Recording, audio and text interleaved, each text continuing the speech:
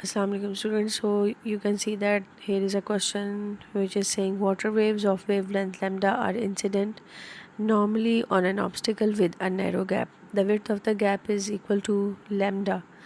Okay, is they are saying कि wavelength भी lambda के equal है और जो width है वो भी lambda है. और हमने पढ़ा हुआ है कि when size of aperture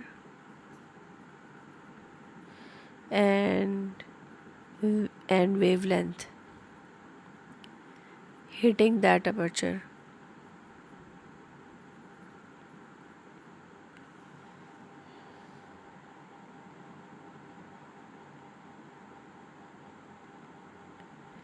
and the wavelength hitting that aperture is same, then maximum diffraction occurs. It means that इस वक्त आपकी मैक्सिमम डायफ्रैक्शन हो रही है, यानी ये वाला जो एंगल है ये एंगल बेसिकली मैक्सिमम डायफ्रैक्शन को शो कर रहा है. By the way angle theta क्या शो कर रहा है कि कितनी डायफ्रैक्शन हो रही है. अगर एंगल थीटा कम होगा तो डायफ्रैक्शन भी कम होगी, एंगल थीटा बड़ा होगा तो डायफ्रैक्शन भी बड़ी होगी, ज़्यादा होगी. What is meant by diffraction के bending of waves after passing through the aperture. ये देखें ये बेंडिंग को शो कर रहा है आपका एंगल थीटा. तो आप देख सकते हैं कि बहुत ज़्यादा बेंडिंग हो रही है. आप देख सकते हैं कि ये एंगल थीटा कितना बड़ा है इस वक्त.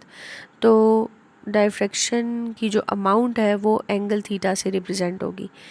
अब कह रहे हैं कि the gap is slowly widened. अब आपका गैप जो है वो इंक्रीज़ करेगा. तो बताएं थीटा पर क्या इफ़ेक्ट पड़ेगा उसका और वेवलेंथ पे क्या इफ़ेक्ट पड़ेगा. तो फॉर श्योर आप गैप को चेंज कर रहे हैं. जिस सोर्स से आपकी वेव आ रही है उसको चेंज नहीं कर रहे, वो सोर्स वैसे का वैसा ही है. ठीक है, तो इसका मतलब है कि वेवलेंथ जो है वो कांस्टेंट रहेगी. तो इट शुड बी ईदर ए और बी. अब एक बात ये कि हमने पढ़ा कि जब साइज़ ऑफ अपर्चर और वेवलेंथ इक्वल होंगे, सेम होंगे, तो फिर क्या होगा कि मैक्सिमम डायफ्रैक्शन होगी. तो अब जब आप गैप को वाइडन कर रहे हैं, इंक्रीज़ कर रहे हैं गैप को, तो डेफिनेटली डायफ्रैक्शन डिक्रीज़ होगी, तो एंगल थीटा भी डिक्रीज़ होगा. सो इट शुड बी ए. तो मैं आपको यूँ दिखा सकती हूँ कि जैसे आपकी लैम्डा और अगर अपर्चर का साइज़ सेम है तो you are having maximum diffraction. और अगर आप अपर्चर का साइज़ इंक्रीज़ कर देते हैं और ऐसे वेवलेंथ आके हिट करिए तो डेफिनेटली आपकी जो डायफ्रैक्शन है वो डिक्रीज़ हो जाएगी. तो ये वाला जो एंगल थीटा है वो अब कम हो जाएगा पहले के कंपैरिजन में.